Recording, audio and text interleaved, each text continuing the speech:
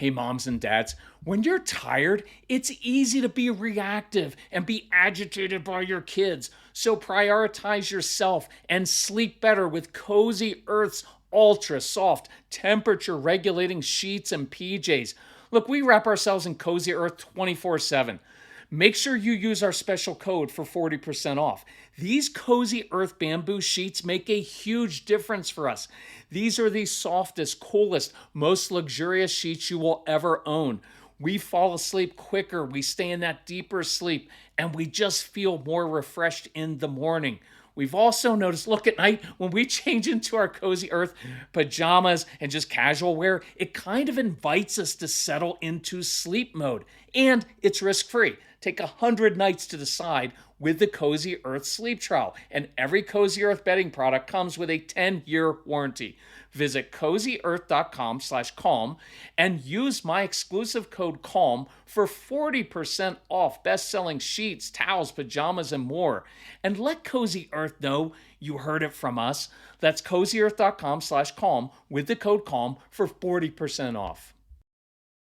For kids like ours, the best learning is fun and interactive. We know so many kids who love IXL because their video tutorials and games just help kids feel smart and successful.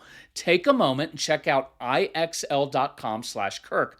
IXL is an online learning program that can be used by any student from K to 12, whether they are struggling in a particular subject or if they're homeschooling. IXL allows our kids to learn at their own pace and be independent. And you know our kids love that. On IXL, kids can explore any topic in any grade level, and they're not forced into a single learning path.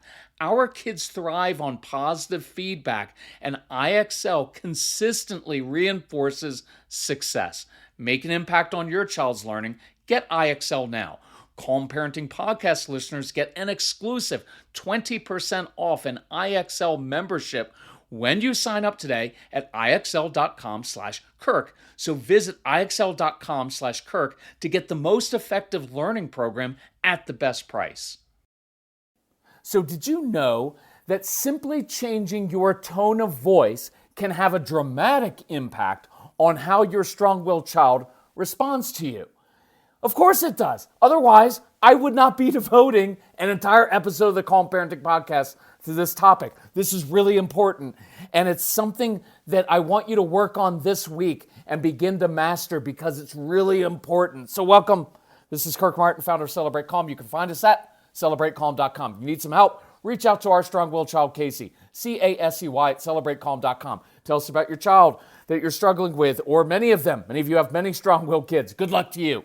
Tell us about your kids and your family dynamics. We will get together, we talk, and then we reply back personally and usually pretty quickly with some very helpful tips because that's what our mission is. So I want to go through various different tones of voice, different ways that we talk to our kids and point out some of the ways that don't work and then show you the ways that do work. So I always begin, when we do live events, one of the first things we do is talk about changing body posture, changing tone of voice, because it's very, very central to all of this with a strong-willed child.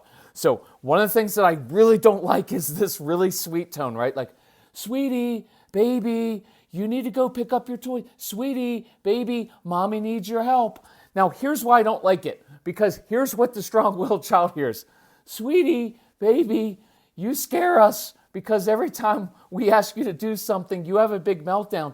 So we think if we use this really sweet tone and we talk kind of in a question mark, that you'll actually do what we asked you to do. And the strong-willed child will hear that tone of voice as condescending and weak. I can't explain it to you. Don't even need to explain it to you. It's just the way that it is. They hear that as weakness and a lack of confidence, and they will take advantage of you on that. By the way, I would also recommend, I prefer that you not refer to yourself as mommy or daddy when talking to a strong-willed child, right? Because you've already said, I've got a 4-year-old who's going on 24, or a 10-year-old going on 35, right? And so I don't refer to myself as mommy or daddy because it sounds weak and condescending to them, right? I hope that makes sense. Here are a few other things we do, right? Sometimes we speak so softly to our kids, right? Because we're afraid that we're going to crush their spirit. Look, here's what's going to crush your child's spirit. If you don't understand what they're really about, if you don't understand their brain, their heart, and their motivations, and you assign motives, wrong motives to their motivations and misunderstand them, that'll crush their spirit. Saying things like, how are you ever going to be successful in life? You can't even pick up your toys. You're a loser. That'll crush your child's spirit. But talking to them in a very firm, even a matter-of-fact manner isn't going to crush their spirit, right? And sometimes we talk too softly, and here's a big danger of that. The message that sometimes your kids hear is this: you're not taking me seriously, right? I've done this example before. Little kid makes a paper airplane, flies it. It doesn't fly well. Every good parent, oh, honey, that was a really good airplane. And the child's response is, no, it wasn't. Duh. If it was a good airplane, it would have flown right? It's sometimes when we talk like this, it's because we can't deal with them being upset, and we're trying to mollify them, make it okay. And we actually make it worse. And in that case, what I'd want to say to the child is, of course you're frustrated. If I were you, I'd be frustrated too. You spent a lot of time on that airplane, didn't fly right. Man, I'd be frustrated too. So what are we going to do about it? Right? There's some intensity there. And you're leading to problem solving, right? So, and by the way, I never say, well, of course you should be frustrated, so therefore hit your sister or punch a hole in the wall. Not at all. I'm just normalizing the fact that some things are frustrating. And you know what? You know what's frustrating? When people don't take your frustration seriously.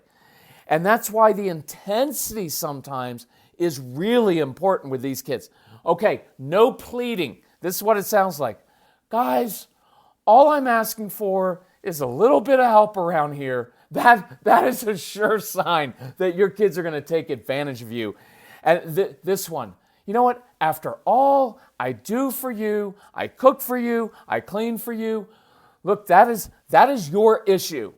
No blame and no guilt in any of this, but that's your issue, okay? Because you're doing too much for your kids. And we've dealt with that before. Your kids are never going to wake up and say, Mom, Dad, listen, talk to my brother and sister. We've determined you do way too much for us. It's probably a generational thing that you got from your mom or your dad who were overly responsible. And you know what it is? It's a manipulative tool. Because I've done so much for you, you owe me to listen and behave. And I want you to break that generational pattern and stop pleading with your kids. That's not confident either. No lecturing. I could do 4 hours on no lecturing. Lecturing is not teaching. Most of our lecturing is this. It's dumping our anxiety about our kids' future on them now, right? Like, I'm not seeing what I'm supposed to be seeing. You're not living up to your potential. And what are you going to be doing in the future? Who's going to hire you? Who's going to marry you? And I have all this anxiety, so I begin to lecture and lecture and lecture. And your kids always resist that, right? And what I'd rather you do is control your anxiety. Instead, demonstrate some confidence and say, you know what? I've got the wisdom and perspective to know that one day, when you put it all together, you have every quality necessary inside of you already to be successful in life, and I can't wait to see it. See, your anxiety causes you, and I don't want to do this whole thing on anxiety, but it's like I see everything negative, and then I project into the future. How's my child ever going to be successful? Right? And then that just dumps all over the child, and basically what you're saying is, I don't think you're going to be successful at all. Instead, I want to have the wisdom and perspective to know, of course, you're 7, you're 12, you're 14, but you're going to change. And I already see all these great qualities inside of you. And one day you're going to put that together. You're going to be motivated. You got a great future ahead of you. Wouldn't you rather start saying that to your child so they begin to believe it? So, no explaining, no convincing. Here's a big one that we don't cover enough, and is this. Stop trying to convince your kids of things as if they're going to say, Mom, Dad, I didn't want to do what you asked me to do, but after you lectured me and convinced me and used such logic and reason, right? Like now 15 minutes later, a light bulb went off and I want to do what you asked me to do. It's weakness. You're trying to convince them thinking that somehow, look, most of the things we're talking about here are emotional.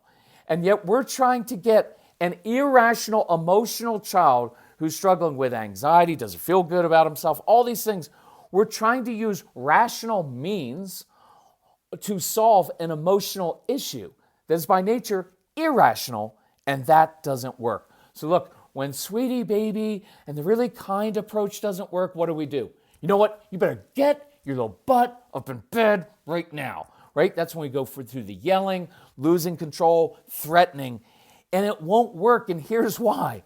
Because when you walk into a room and you are visibly irritated and your voice begins to this one, Jacob, if you see, as soon as your voice goes there, you've lost control.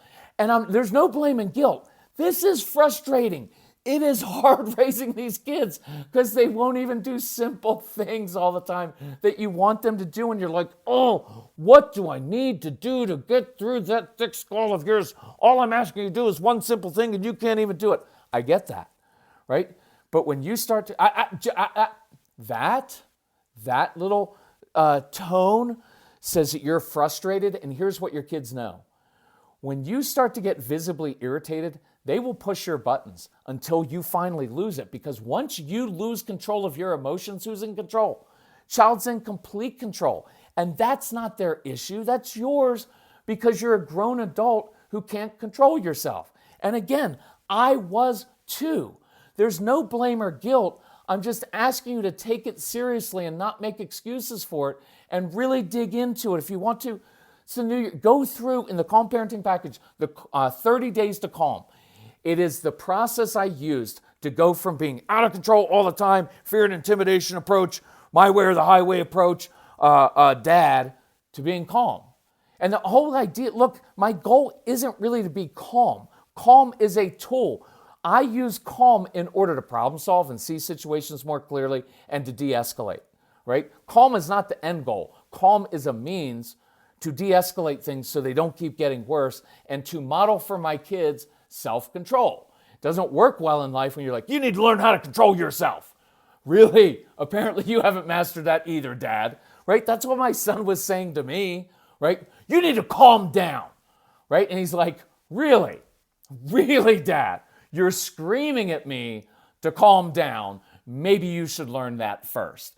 And he was right in that, right? Because I did need to learn that. And so, look, the fear and intimidation approach with a strong-willed child will not work because they have a fight or flight response. And many of your kids they'll either shut down and just not do anything. I'm going to take away everything you own. I don't care. Take it. Here, I'll give it to you. I'll hand it in. I'll put it in a box. They'll call your bluff. Or they will just fight. They'll be, bring it. What you got? What you got? And then you will blow your lid, men, right? A lot of times we do. And then we justify and excuse it. Well, if they would just listen to me, you can't do that, right? That's that thing. Well, if my kids would just, I would be better. Well, now you've just placed your emotions, your happiness, and you've just surrendered control or agency over yourself to someone else and how they behave. You know what's even worse?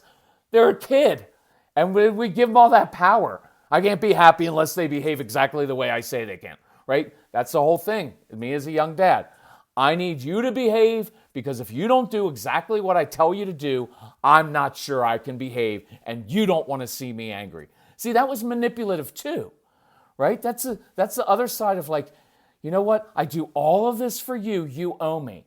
And the other side of that is I can't control myself and I'm going to get angry. So if you don't want me angry, you better listen to me right now, young man. Well, that's not teaching a child and that's not modeling good things. So what do? Right in between sweetie baby, screaming and yelling is this. It's me in control of myself, right? And that's why I did begin to change my body posture at the beginning. I would sit down. Why? Because watch what I'm communicating. I'm in complete control of myself. My yes is my yes, my no is my no. I'm not going to repeat myself 14 times. I'm not going to beg. I'm not going to plead. I'm not going to use guilt trips on you, right? Your mood does not determine my mood. Your behavior does not determine my behavior. You're allowed to do that. All I want you to know is I can't always control what you do, but I can always tell you what I'm going to do. Those are such great principles that you can put into place, right? I am an immovable rock. I'm a dispassionate giver of wisdom in my home. I'm not taking this personally. So Mrs. Calm told me yesterday, I wish I had begun drinking AG1 sooner. My stomach has felt so much calmer and I'm more regular. My AG1 in the morning provides some consistency I really crave. And that's one reason I love my AG1. It's an easy, healthy daily routine. No messes, no blenders. We put 1 scoop of AG1 into a bottle of water, shake it up, and start our day with 75 vitamins, probiotics, prebiotics, and whole food sourced ingredients. Check out a special offer at drinkag1.com/calm. Look, I've got more energy, better mental clarity, and AG1 supports my immune health. And that's why I've been partnering with AG1 for so long. Be an AG1 couple like us.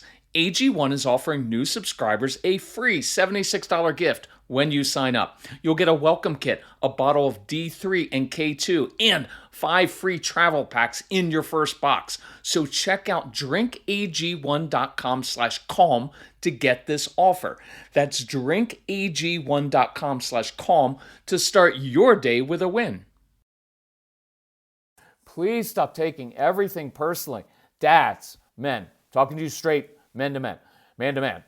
Every man on the planet thinks that everything everyone does, everything their child does, is disrespect to him. He's like an NFL wide receiver. It's disrespected. No, you just got a kid, right, who doesn't always want to do what you want him to do, but it doesn't mean everything's disrespect. And some of it is coming at you because you have been too hard on your kids and you only picked out the negatives and you thought that your job was just discipline, point out all the negative things and punish, but you don't have a great relationship with your child. Well, that produces anger and frustration, and that'll get you some defiance too. So look, the whole point of this is none of this is dependent on what your child does. This is all within your control. See, if parenting is about only changing a child's behavior, good luck, because I can't always change the behavior of another human being. The one thing and only thing I have control of in this life is how I control myself, how I behave, my tone of voice. And what I want you to know is when you begin to master this tone of voice, your kids will respond better to it, because here's what it says. You can trust me. I can handle you at your worst, right? Look, I know this about men. Every man on the planet, and moms too, every man respects other men who stay cool and calm under pressure, right? In a war, we want the platoon, right? What if your platoon captain's like, oh my gosh, shooting at us, what are we gonna do? Well, nobody's gonna follow that guy into battle. But when we come home from work or out of our office at home and there are Legos on the floor and there's disorder and everything's not picked up and Johnny didn't do exactly what he was told by his mother and we get all upset, right? What are we doing? We're flailing. We're not leading anymore. We're reacting to the child. And the good platoon captain leads his men and women into battle and he stays cool and calm under pressure. Quarterback. A good quarterback doesn't freak out in the fourth quarter. You know what? We're down by 2 touchdowns. You don't know what route to run. You keep fumbling the ball. Let's go score. Nobody's following that guy. They're going to follow the guy who walks into the huddle, takes a knee. Interesting body posture, isn't it? Highest paid guy on the team takes a knee and says, guys, here's the deal. Down by 2 touchdowns. Here's what we're going to do. We're going to march down the field, execute our plays, score, get the ball back. We're going to score again. And they break huddle. And that team gets behind that quarterback. Why? Because he's unflappable and they know that he's cool and calm under pressure and they can trust him. That's who I want you to be for your kids. They will behave better when you do that. So 2 quick examples, okay? So I like discipline. I like good, firm discipline. Yelling and screaming isn't discipline. Begging and pleading isn't discipline. I use an even, matter-of-fact tone. I'm the dispassionate giver of wisdom. I'm not taking it personally. So let's say my 7-year-old is jumping on a sofa. Here's traditional. Hey, Jimmy, you know what? We don't jump on the sofa because, you know what? There are springs on the sofa. And if you keep jumping on the sofa, it's going to break and we're going to have, like, he cares. Oh, Mom, Dad, I didn't realize that it was going to cost you extra money. I'll stop. Right? There's no need for that. And when we go in, That's all explaining. So here's what I would do. I would go in and say, hey, jumping on a sofa, not happening in my home. But I love your energy. Here's where I could use it right now. If you want to come help me in the kitchen, I could use some help doing X. You know what? I need some help. Some of your kids love shoveling mulch and doing physical stuff. So I give them a physical job to do with that energy. Here's the principle, by the way. Whenever you say no to something inappropriate, you must say yes to something appropriate. You have to give these kids missions, and you got to feed that brain so it has a focus. Just saying no, stop it, doesn't work. So when I come in the room and I say, hey, jumping on a sofa, not happening in my home. Here's why I like it. Short and sweet, very few words. The more words you use, the less valuable they become. The more you start to get worked up and explain and talk, what happens? Your kids find openings so that they can argue with you, and you always lose because they're little attorneys, cops, and judges all rolled into one, right? And so when I walk, hey, jumping on a sofa, not happening in my home. Here's why I like it. Short and sweet. It's also not personal.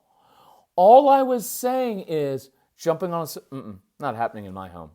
It's a statement of fact. See, I'm not making you know what? You never listen. If you don't learn how to listen, just wait till your father gets none of that. I'm just saying simply, what you're doing, not working in my home. But I love your energy. Do I really love their energy? No. Your kids are exhausting. But it's a reality that they have an enormous amount, not really physical energy that drives it. It is mental energy, which is partly why your kids struggle to sleep. It's partly why they push buttons. They have so much mental energy inside their heads, right? And that usually drives the physical energy. And people don't understand that, but it's the mental energy that's really, really important. And so just saying no, stop. All right, what am I going to do with all of this, right? Because I'm going to just sit there docile and just sit there looking at you. So when I say, hey, not happening, love your energy. Oh, here's a mission. Bet you can't do this. Oh, you're really good at X. I bet you can't help me with that. Could you, right? Does that make sense? Same with a teenager. It's the same tone of voice with your teenager who's starting to give you some attitude. And if you respond back with, young lady, you can't use that tone with me. And she's going to be like, what tone? That tone. Now you both have the tone, right? Instead, when I respond to her, right, I have many different options, but like, hey, when Casey would do the tone, I'd say, hey, Case, listen, you can use that tone with me, but the last 43 times you did, it didn't really work out well with you, for you. But here's what I know. Usually when you get that little tone in your voice, it's because you're frustrated, you're anxious, or you're hungry. So look, I've got to go get started on laundry. I'm going to go do dinner.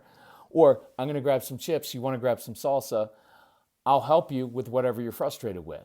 Right? So even matter-of-fact tone, I don't take it personally. Really, stop with some of this stuff, right? Like, I can't believe that my child is talking to me like this.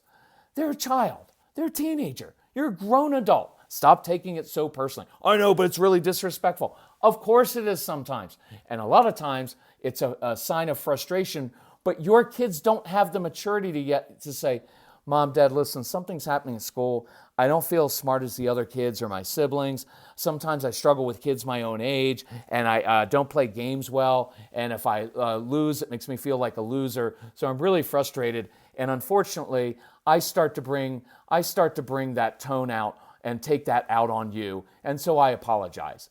They don't know to say that. So it comes out as you're stupid, I hate you. And we react out of that, and then we make it worse. Instead of saying, even matter of fact, and saying, this is telling me something else is going on. I don't have to give in to them. I can say no all day. Mom, you have to give me X. Yeah, not going to happen right now. No. But why won't you do it? You're mean. You're the worst mother in the world. Look, when kids say that, it's brilliant because they know that a mom, her highest desire is to be a good mom. So what do they go right after? I hate you. You're a terrible mom. Of course they're going to do that. Don't react to it. You don't have to give in. No, I'm okay with your disappointment. My job, look, because I love you, I will say no to you. But I don't have to explain why. I don't have to convince you that I'm right. I'm just okay with your disappointment because that's a fact of life. Mick Jagger was actually right 75 years ago when he began singing. You can't always get what you want. And that's just a fact of life. And so I'm not going to shame you for that. Just let you know, like, no, that's not happening. Does that make sense? This week, I want you to practice this daily. Part of the reason I want people to listen to the Calm Parenting Package and all of our programs is because for hour after hour in many, many, many, many, many dozens of situations, I model this tone of voice with actual scripts to use in different situations. And you get it on an app right on your phone. So you can be listening to this while you're taking the kids to school, while you're going to work. You can just have it on the background while you're cooking dinner. And you begin to internalize and hear this so that in the moment, you remember this, right? Because just reading something, a book, it's like you forget it like 3 hours or 3 days after you read it, because you don't continue to like reread the book 100 times. But I want you to re-listen to our programs, and there's 30 hours of them, so you don't really have to read, just keep listening to new ones. And you will hear that tone of voice. And I promise you, begin to master this tone of voice. Even matter of fact, it'll sound very cold to some of you, but it's not. What it is settling. It settles your kids. I'm in control of myself. I'm not freaking out. You're a kid. I'm an adult. I can handle this. Does that make sense? I hope so. Thanks for listening to the Calm Parenting Podcast. Thanks for sharing it with others. If we can help you, reach out to Casey, celebratecalm.com. It's easy. Go to our website. You can find the Calm Parenting Package on sale. And if you need help financially, reach out to Casey. We're pretty easy to work with because we're a family. We're not like some conglomerate company. People always email like, wow, you're really fast. And I'm like, yeah, because we're a family. This is what we do all day and much of the night. So, love you all. Talk to you soon. Bye-bye.